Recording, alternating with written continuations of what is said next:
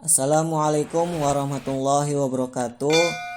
Perkenalkan, nama saya Nur Rahmat dari Prodi Teknik Informatika Universitas Islam Al-Ihya Kuningan.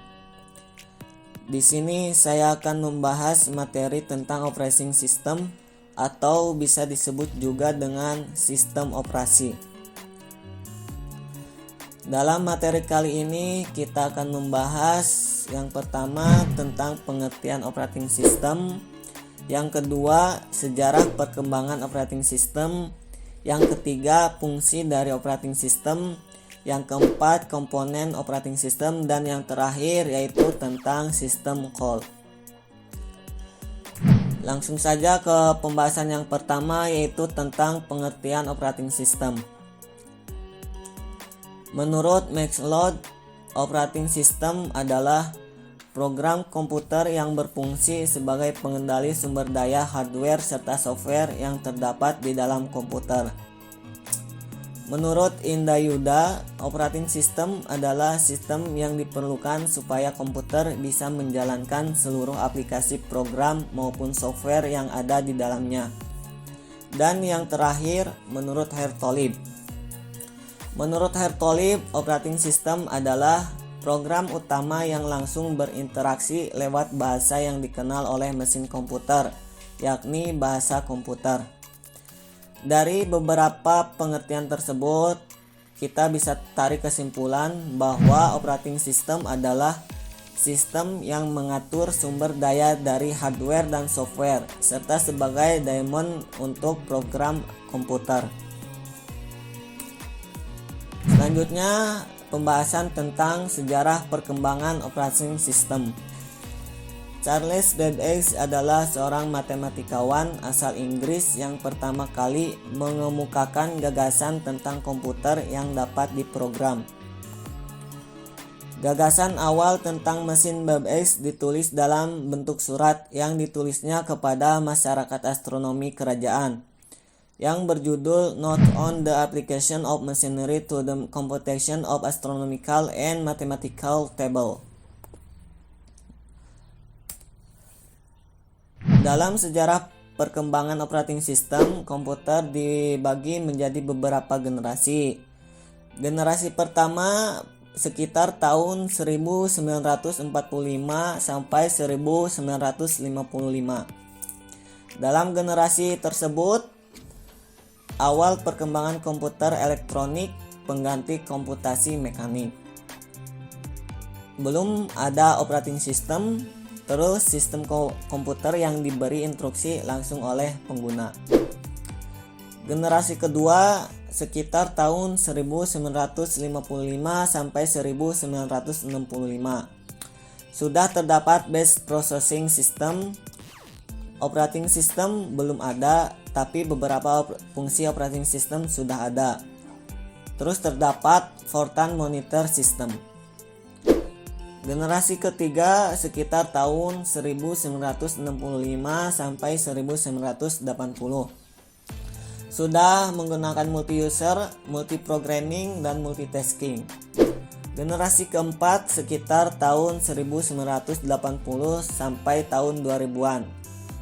Sudah terdapat graphical user interface, distributed computer, mobile operating system jaringan virtual. Dan yang terakhir generasi kelima sekitar tahun 2000-an sampai sekarang. Sudah terdapat parallel processing, artificial intelligence atau AI, dan cloud computing. Terus pembahasan tentang fungsi operating system. Dari sejarah perkembangan sistem operasi terlihat bahwa sistem operasi dirancang sedemikian rupa untuk memenuhi dua fungsi utama, yaitu sebagai mesin abstraksi atau extend mesin, atau bisa disebut juga dengan virtual mesin bagi pengguna, dan program aplikasi serta pengelola sumber daya komputer, yaitu resource manager. Nah, di sini operating system sebagai extend mesin, yaitu melakukan abstraksi terhadap pengaksesan sumber daya komputer sehingga pengoperasian komputer menjadi mudah bagi pengguna.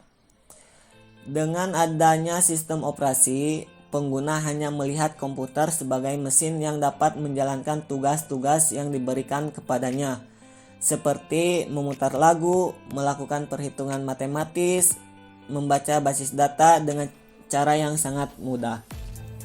Pengguna tidak perlu tahu bagaimana sesungguhnya mekanisme kerja internal komputer tersebut. Dan selanjutnya, operating system sebagai resource manager, yaitu mengelola seluruh sumber daya komputer sehingga terpakai secara efisien, efektif, dan aman. Pada sistem komputer dimungkinkan beberapa job dijadwal secara bergantian untuk menggunakan prosesor.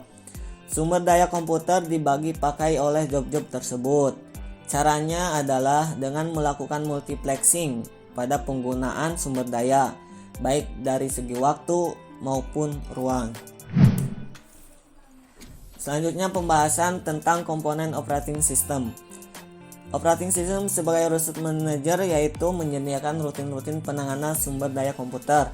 Rutin-rutin tersebut dapat dikelompokkan dalam 4 kategori besar, yaitu komponen manajemen proses, manajemen memori, manajemen disk, dan manajemen berkas. Nah, pembahasan yang terakhir adalah tentang system call.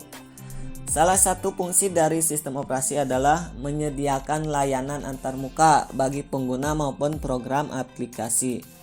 Pengguna berinteraksi dengan sistem operasi menggunakan suatu program antarmuka atau shell.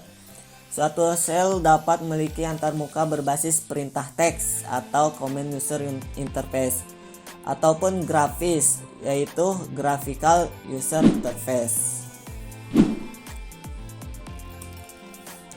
Di lain pihak, program-program aplikasi yang berinteraksi atau memanggil rutin-rutin sistem operasi menggunakan pustaka API atau application programming interface. Prosedur atau rutin yang disediakan oleh pustaka API ini disebut dengan system call. Setiap sistem operasi umumnya memiliki spesifikasi sistem call standar. Misalnya, Unix memiliki POSIX sebagai standar sistem call-nya. Sedangkan sistem operasi Windows memiliki spesifikasi Win32 API.